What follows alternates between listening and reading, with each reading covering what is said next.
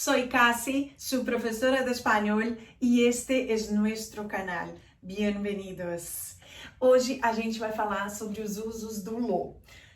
Na aula de artigo, eu comentei com vocês que em espanhol existem 9 artigos, né? E eu falei sobre 8, os definidos e os indefinidos. Faltou a gente falar que merece uma aula só para ele desse lo. E o que é lo? Lo é um artigo neutro. Isso quer dizer que, ao contrário do que muita gente pensa, ele não é um artigo que concorda tanto com masculino quanto com feminino. O lo é a ausência de um gênero. Ele carece de gênero. Ele não é masculino, ele não é feminino, certo? É neutro, tá? Só para vocês entenderem o que é ser neutro, que é uma coisa complexa, na língua portuguesa a gente só tem uma classe de palavras neutras, que são os demonstrativos. Nós temos este, esta, isto. Isto é neutro. Isto, isso e aquilo são os demonstrativos neutros. Então, só para vocês terem uma ideia, eu não posso dizer isto homem.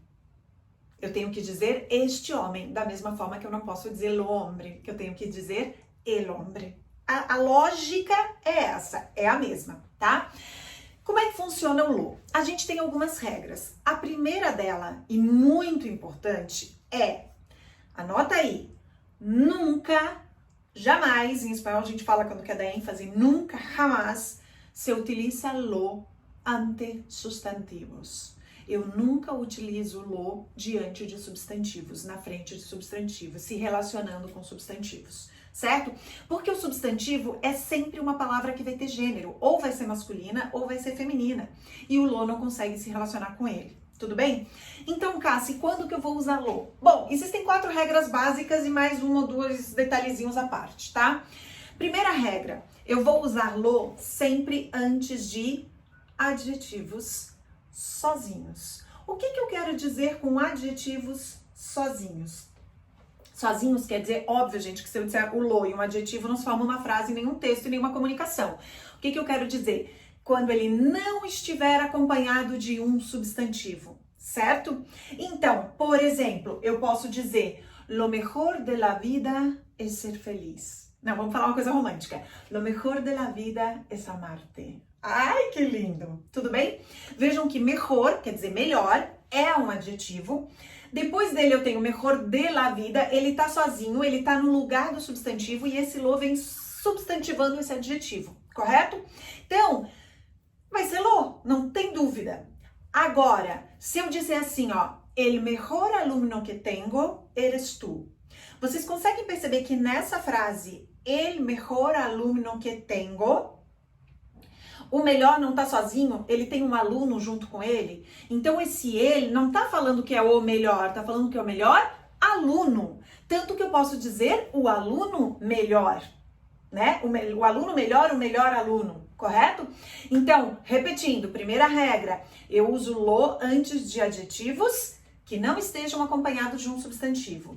Regra número 2, eu uso lo antes de advérbios que não estejam acompanhados de um substantivo. É a mesma regra, certo? Lo poco que sé aprendi contigo. Lo poco, né? Pouco é quantidade, quantidade é advérbio, certo? Quantidade, tempo, modo.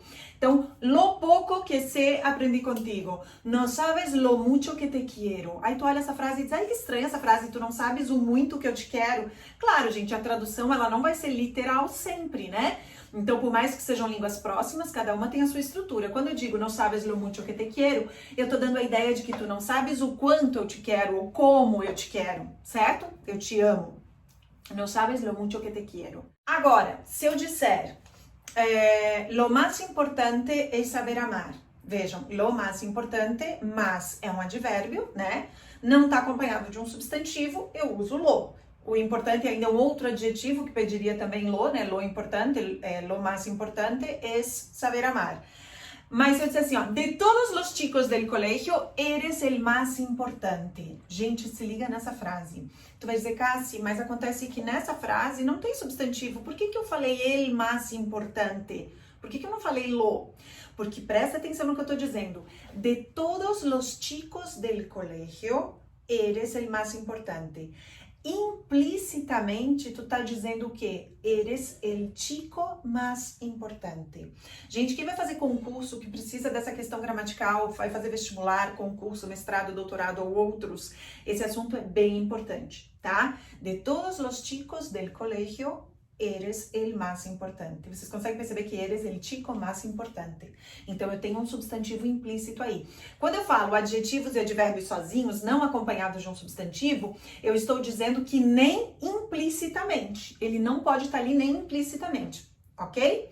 Se vocês tiverem dúvidas, pessoal, escreve aí, façam perguntas porque eu respondo todas. E se for preciso, eu gravo mais um vídeo pra gente esclarecer todas essas dúvidas de vocês. Posso fazer uma aula só de dúvidas, tudo bem? Bom, de novo, mais uma. Terceira regra, eu uso lo antes do pronome relativo que. Putz, e agora eu vou ter que pensar em pronome relativo. Um pouquinho.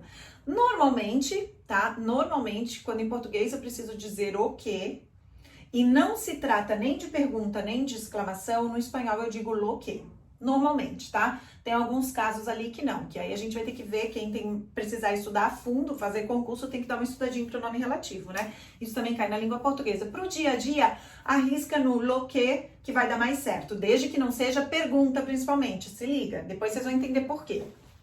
E a última das 4 regras é, antes de verbos no particípio, eu também uso lo. Cássio, o que é verbo no particípio? Verbos no particípio são aqueles que normalmente terminam com ado ou ido.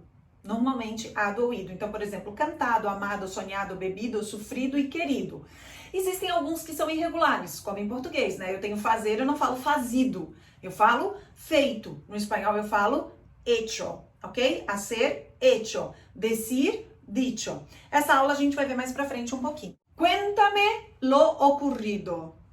Cuéntame, me conta pra mim, lo ocurrido, o que aconteceu, o acontecido, né? Mas no espanhol, daí a gente vai traduzir como o que aconteceu. Ocurrir, ocurrido, verbo no particípio, tá? Lo sonhado, sim? E assim por diante. Então, pessoal, essas são as 4 regras básicas. Além dessas 4 regras, a gente tem 2 adendos, digamos assim. Antes do de e do possessivo, lo de, lo mio, lo tuyo, também eu posso usar o lo, desde que também não tenha um substantivo na sequência ou implícito. Porque se eu disser assim, ó, mi coche es blanco, e eu olhar para ti, desculpa, usando o possessivo e disser, e el tuyo, vejam que eu tô dizendo el tuyo. Por quê? Porque eu estou falando do teu carro, do coche. Certo?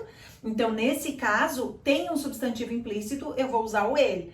Se não tiver um substantivo implícito, eu uso o lo. Por exemplo, é bem comum usar o lo para coisas assim, para o meu universo. Eu digo, lo mío son las lenguas.